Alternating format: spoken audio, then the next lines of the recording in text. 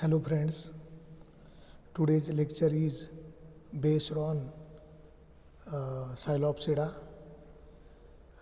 This Psilopsida division contains distribution, distinguishing characters, morphology and anatomy of sporophyte and gametophyte of Mesopteris.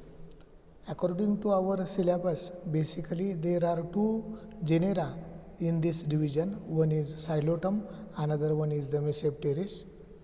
But in previous lecture we already covered the Xylotum.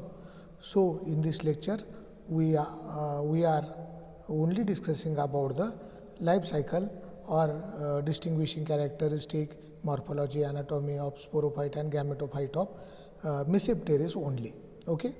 This Mesopteris details divided into two parts. Part first including distribution, distinguishing characters and morphology, anatomy of sporophyte, and in second part the gametophyte of Mesopteris is included. So today we are going to study distribution, distinguishing characters, morphology and anatomy of sporophyte of Mesopteris. First point is the distribution. Mesopteris with about 10 species. There are 10 species of Mesopteris is a quite restricted in distribution. Its distribution is not worldwide. It can restricted to a particular regions of the world. Point second, it is confined to some islands of South Pacific Ocean, Australia, New Zealand, Tasmania, Polynesian Islands and New Caledonia. So these are the some islands where the Mesopteris can be occurs. Number 3, majority of the species are epiphytes growing on tree trunks. As you know that the epiphytic species means the any plant growing on the other plant for their support is called as the epiphytes. Okay, like that Mesopteris habitat or Mesopteris habit is also epiphytic. Then number 4, Mesopteris tanensis is usually grows as pendulous epiphyte hanging freely from the tree trunks. So this is the one of the species which shows the pendulous epiphytic habitat on the tree trunks. Then Mesopteris velardi is a terrestrial species that can has been found growing erect on ground in New Caledonia. Now this is one of the species of the Mesopteris which grows as a erect species. One is the grows as a hanging in position, that is Mesopteris tanensis, and another one is the Mesopteris velardi which grows as a erect species. So this is about the distribution of Mesopteris in particular islands. Then the habit of the Mesopteris, plant body structure of the Mesopteris. Point 1, plant body consists of a creeping rhizome. This rhizome is always underground or a subterranean. The plant body consists of a creeping rhizome. So creeping rhizome is one of the body part of the Mesopteris that branches repeatedly. This rhizome having the repeated branches and gives rise of sparingly branched aerial shoots.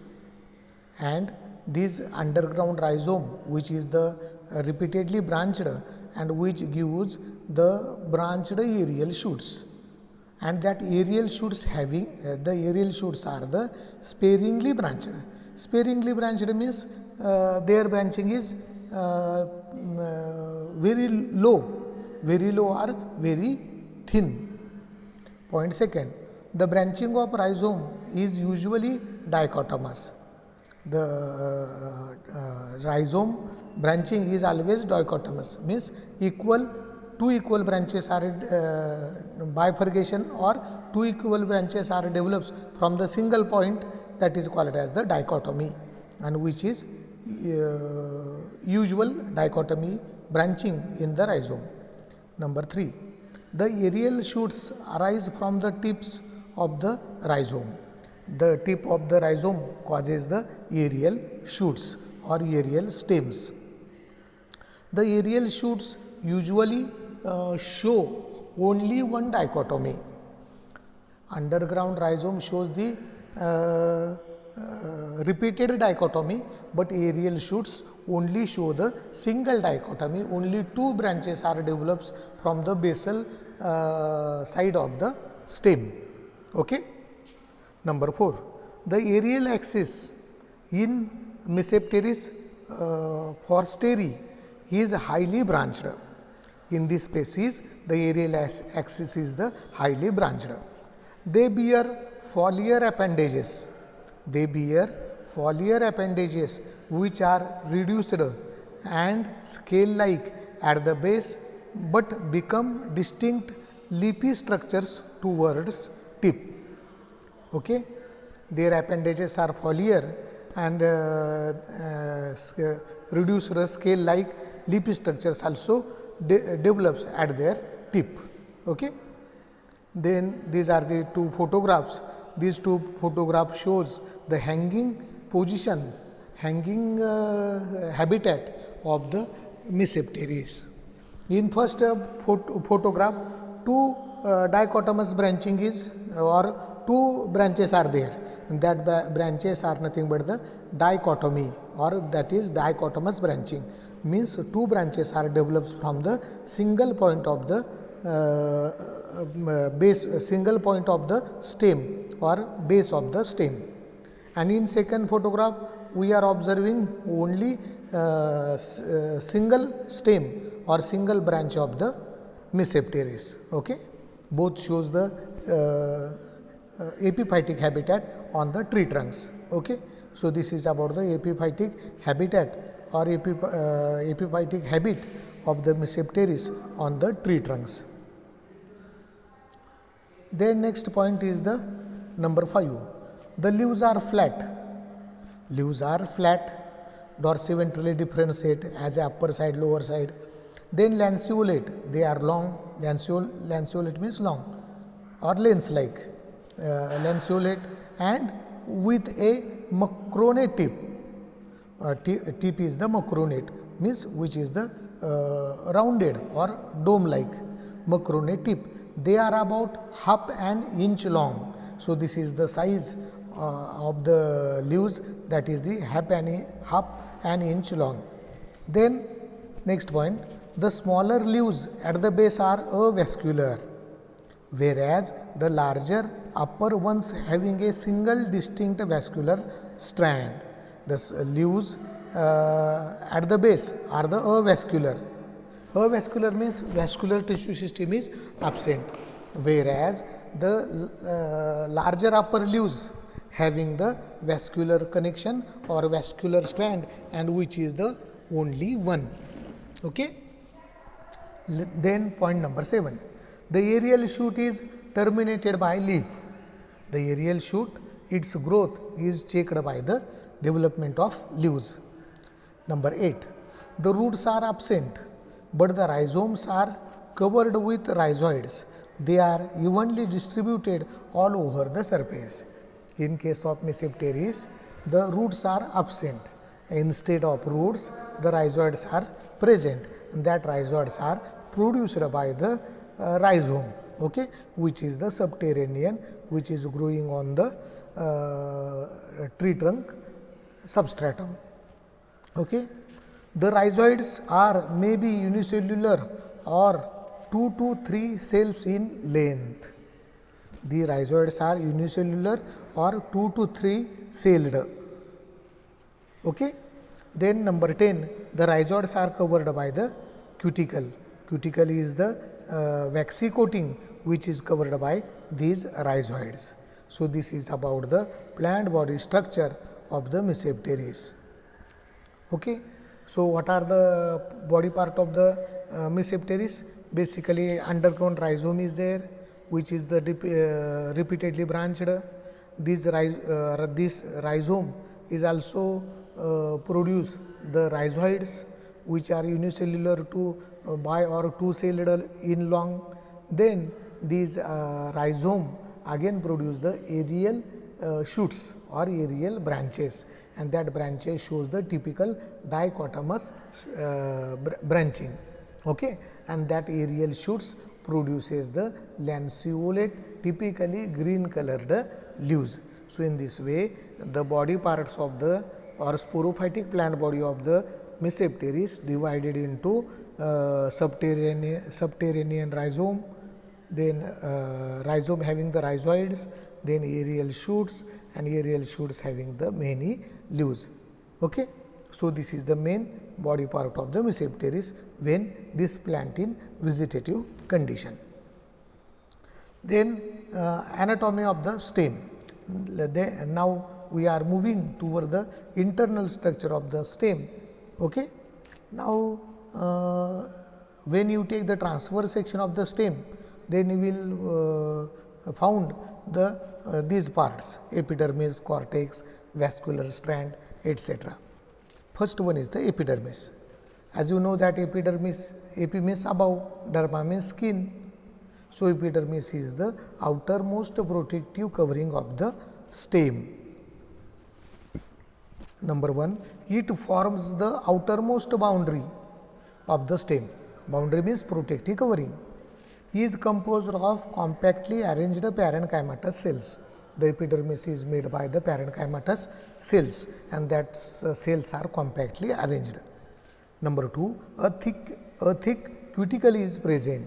Furthermore, these parenchymatous epidermal cells are covered by the thick cuticle. Next part of the stem is cortex. As you know that cortex is generally made by the parenchymatous cells, and which is storing in function, which can store the reserve of food material.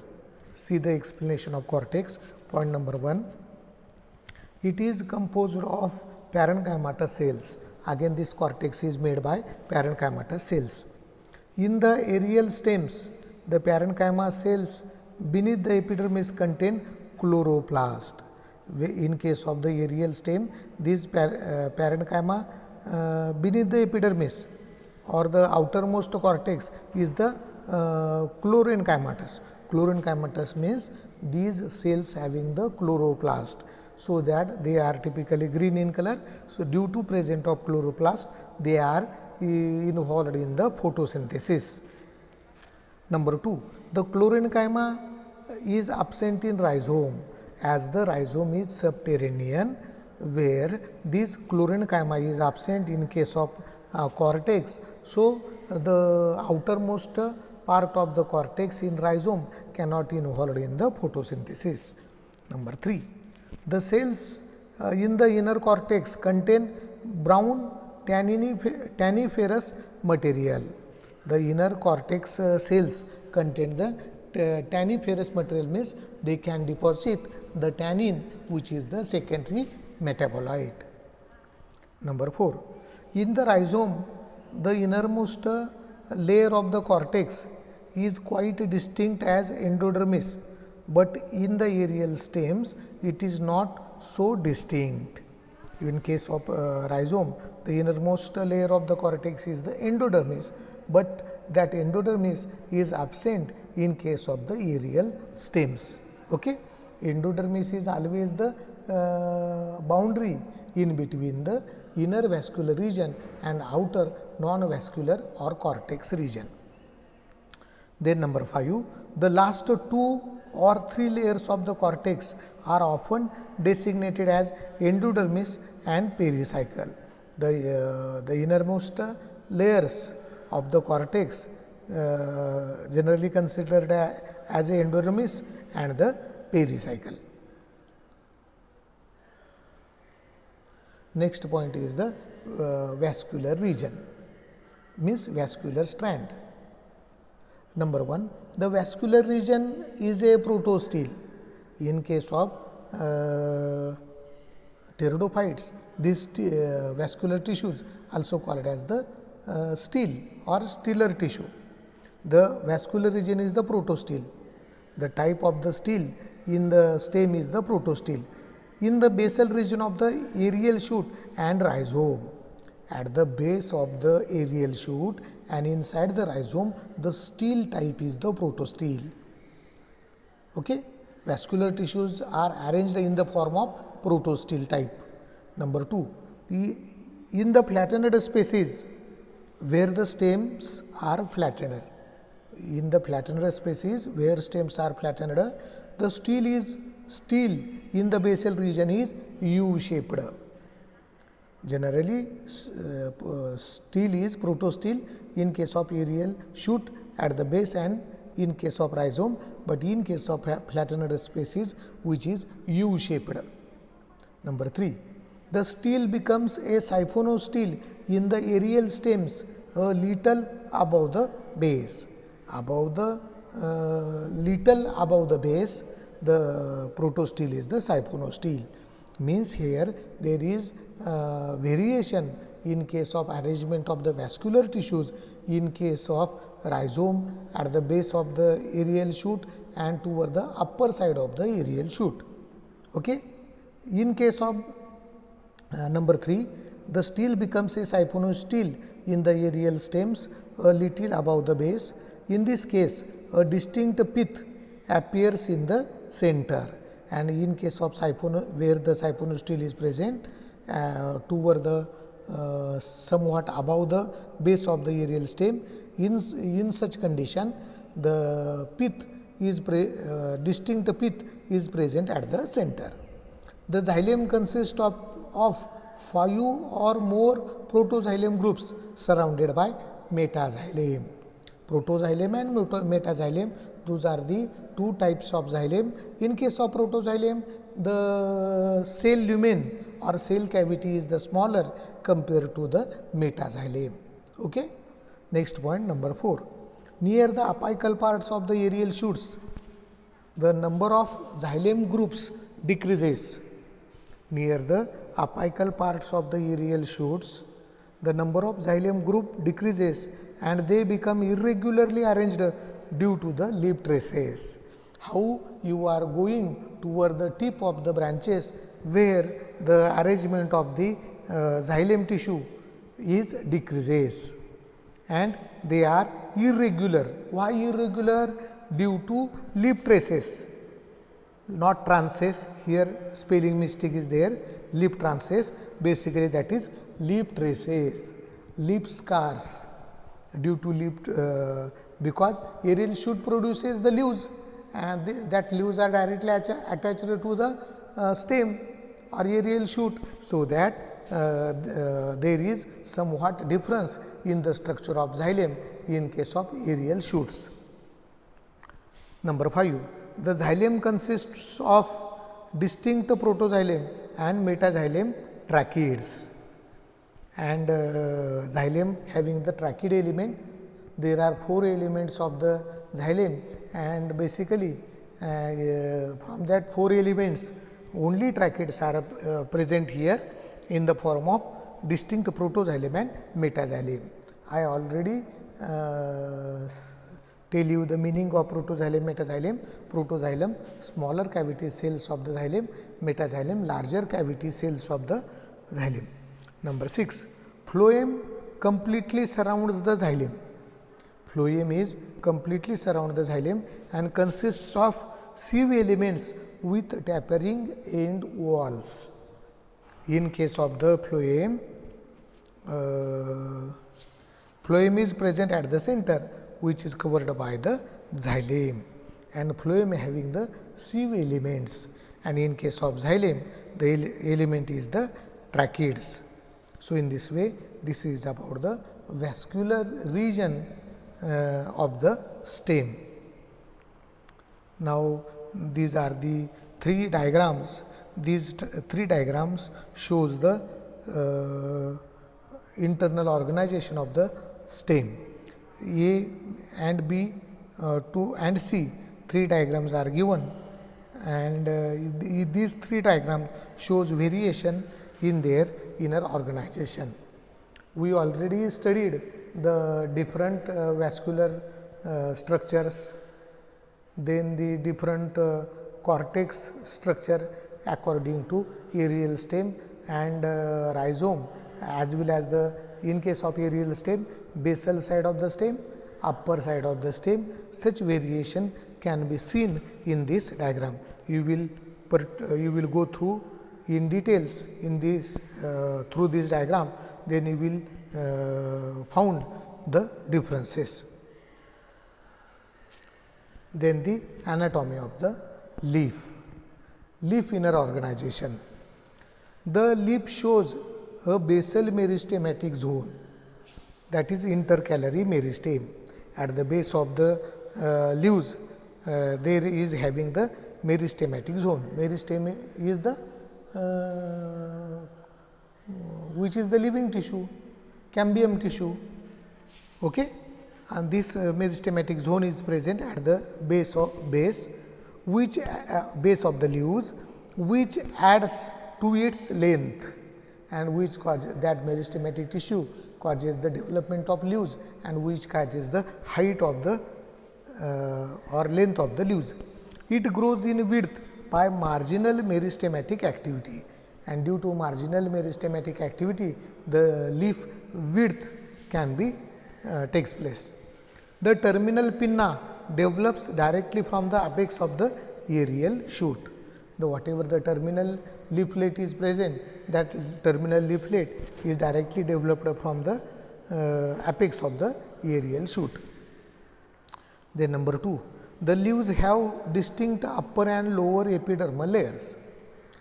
As you know that leaf is the dorsiventrally differentiated, upper side dorsal, lower ventral, upper dorsal epidermis, upper epidermis, and lower epidermis, which is present toward the lower side or ventral side of the leaves.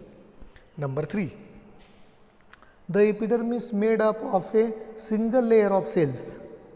Epidermis made up of a single layer of cells whose outer walls are cutinized. Then these epidermal cells are the single layered, and their walls are the cuticularized or cutinized, means cuticle is present on the epidermal cells.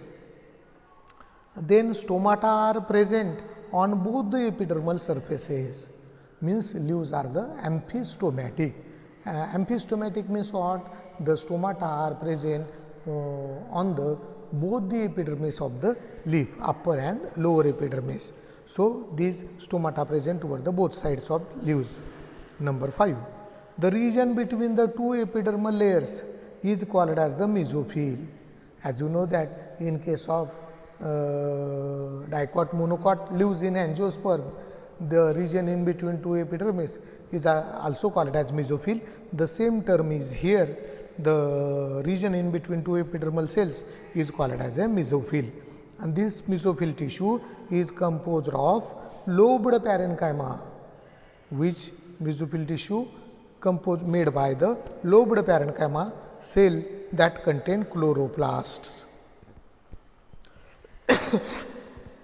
Sorry, this mesophyll is the having the lobed parenchyma, and which are the chlorenchymatous. Chlorenchyma is present in between inside the cells, so that parenchyma cells are chlorenchymatous involved in the photosynthesis. Now next point, number 6.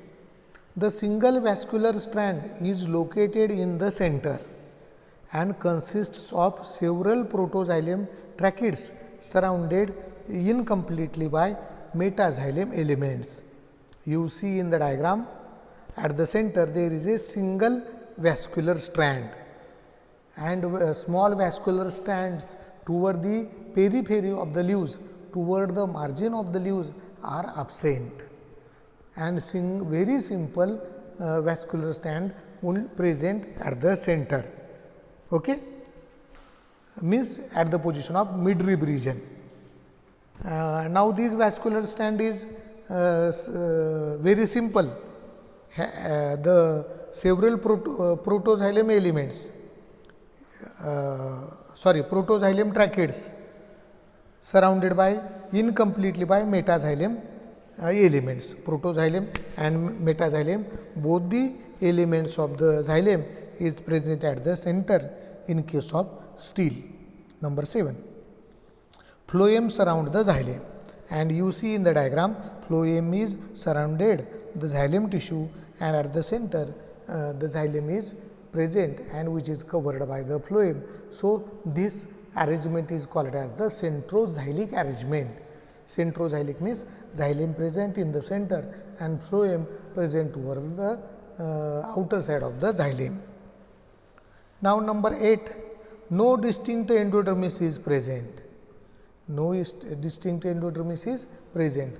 Generally we can found the endodermis in the rhizome as well as the in aerial shoots, but in case of the leaves this endodermis is absent. So this is about the internal organization of the leaf. So anatomy of the leaf, you see in the diagram the anatomy is very simple. Now in this way, in this lecture we have covered the distribution means habitat of the or distribution of the Mesopteris, then its habit, plant body structure, and the anatomy of the sporophytic plant body. In next lecture we will try to cover the gametophytic structure of the gametophytic structure of the Mesopteris and its alternation of generation. Now this is the reference. I have used this reference or reference book while preparing my PowerPoint presentation. Thank you very much.